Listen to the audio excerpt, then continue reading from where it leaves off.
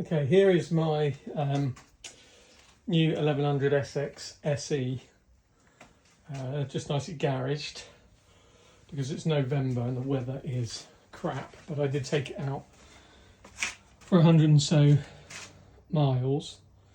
But the reason for the video is, nice and simply, I'll tell you about this clamp in a minute, is that anybody knows I've had 3 H2SXs, and in Britain, second hand, they are just, they sell terribly because no one can afford to insure them. I've had 9 years no claims bonus, 55 years age. I only get a couple of insurance quotes. The one I do get is like 1,800 quid, and I normally get it insured for about 500.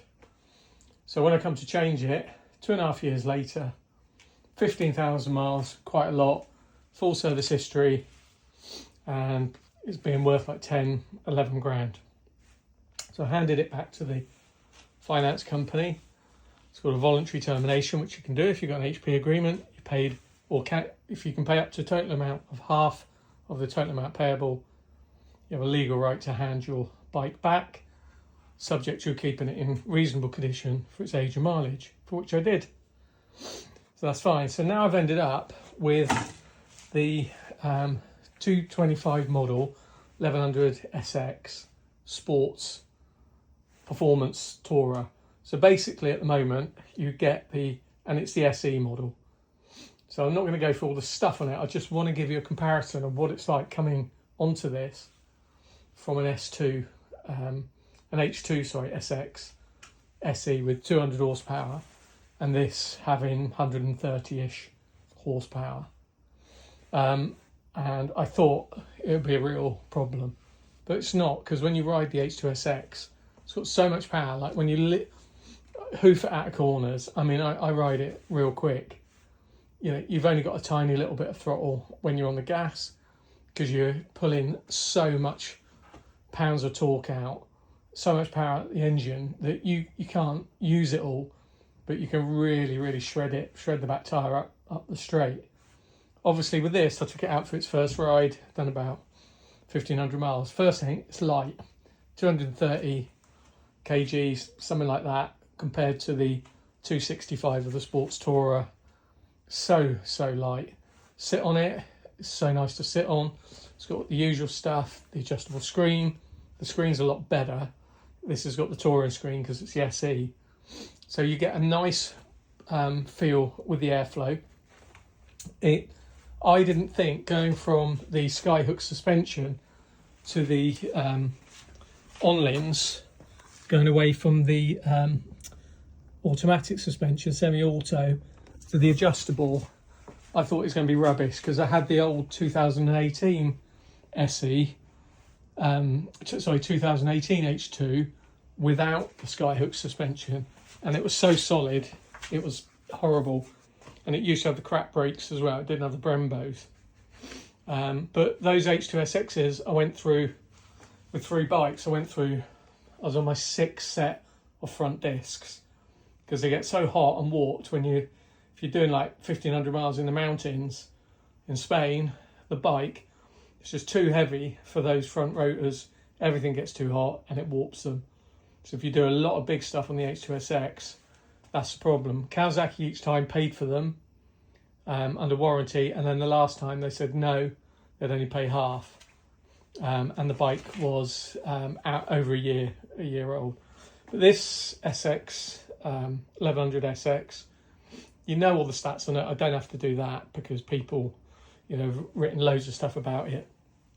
It has got really good mid-range torque. It's nothing like obviously an H2SX, but for my riding out on the road, and I ride quick, it's really punchy. The overtakes in 5th are great, surprisingly so. I thought I'd be changing down a lot more than I did on the H2.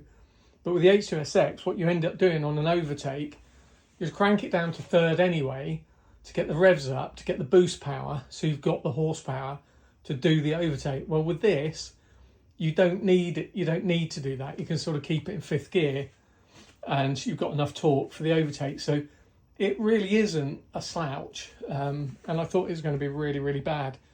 This was about 14.8 with the free touring pack on, discounted from about, I think it's about 15.3 or something like that. But it rides and handles absolutely stunningly. I wound off the preload a little bit because I found it was just too taut for me. I'm 5'7", 75 kilograms, and I've had this screen in about the third position. It's perfect for me. This is absolutely shite. I lost my mobile phone on the first run, a 16 Pro, flung off in the hedge and never got it back. So what we've done, because it's an SP clip, this came with the bike, I've got a new one coming from, I've got a phone holder coming with that on the back, so it will clip straight onto the bike. So this thing, you don't have to clip a phone into this stupid mechanism and risk losing it.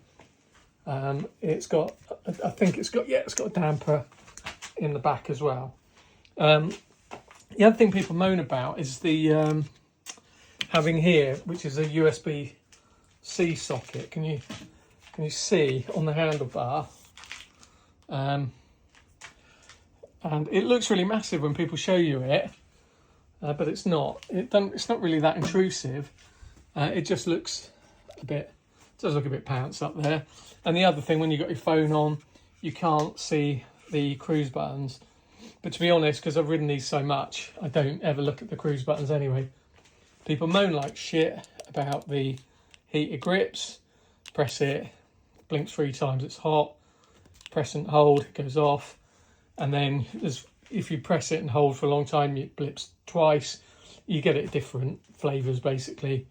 And it blinks and you've got to watch it. Essentially, no one, I don't know anybody who would want the heated grips on 1 or 2. If you need fucking heated grips on, you stick them on, you just press the button, it blinks 3 times, it's on hot. Because I'm telling you, they're not hot, they're rubbish compared to what I've had on Ducatis and that. Saying that, it's sort of a bit weird. The harder you work the engine, the better it is. You've still got the 12 volt in here as well. And I'm going to put a Ramble mount. I've got one for a sat-nav anyway. So I might put the sat-nav back on. The Rider, I think it's the 500 I've had for a while because it is so brilliant for bike riding. Right, so yeah, the rest of the bike. It's shit not having a centre stand. It really is. But never mind, it's one of those things. The exhaust on these, the Acro is lovely. Sounds really, really good when you wind it up. So, sounds better than the H2 exhaust I had on it. And I had the Acro H2 pipe on it, and this sounds better, unless obviously you're wound up on full chat, and the H2 sounds like a MotoGP bike. I obviously haven't had this on full chat yet for obvious reasons, because it's brand new. I like the look of it, I like the colours. I think it's really, really nice with the red decals. As I said, it's got the Brembos, and they stop as quick as you like. There's no bother. But the best thing for me is the touring position. As I said, 5'7", you still get your feet up, but you're sat up right a bit more, and it's so comfy. On the H2SX, 5'7", maybe 5'8", somewhere in between. I get tired, my bum would really hurt. Not my wrist, but my bum would ache after about an hour. But on this one I can ride, seems like for ages. Shitty things about the bike. Well, I like the cowling on here. The old VFRs used to have the seat under it, and you had the cowling on top, which was great.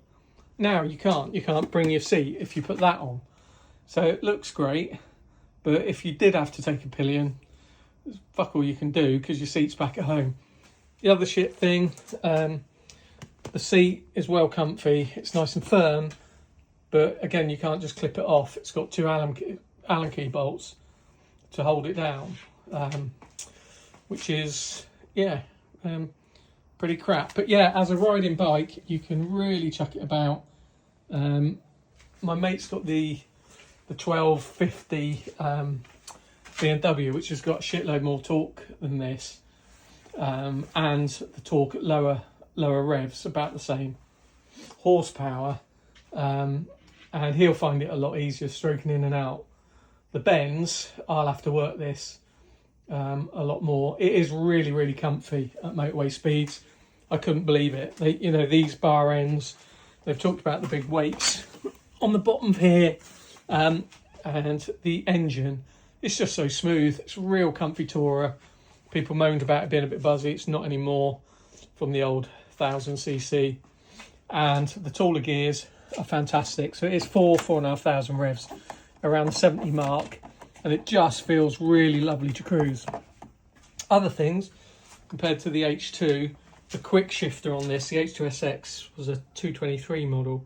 The quick shifter on this is bloody brilliant. I mean, it's smooth, buttery smooth. Hasn't got, obviously, the radar cruise, but one thing great about it, it just seems to go up and down really, really nice. So you can go along and adjust it, hold it down to go down a bit, up to go up a bit. And when you do that on the H2, you get a really jerky response, and you can't really do that. You just sort of leave the radar to do its thing. But with this, up and down, it's really smooth. So it's still really, really nice. So I thought I'd miss the radar bit. It's got the leaning ABS, which is superb. That's what I wanted on it, was all of that, because I've had it before once where I've had to do a full-on bit of braking round a bend where a lorry was doing a 3-point turn in a little field exit. It scared the life out of me. So that's what I'm going to tell you today about this bike compared to the H2SX. Obviously, the new H2SX is SE models, 25, 26 grand, heavily discounted. That's why they can't sell the used ones for toffee either. So I'm really, really pleased to have this one, and hopefully it hold its value. And I should think the insurance, when I come to change it, will be peanuts for a 55-year-old. So yeah, that is it.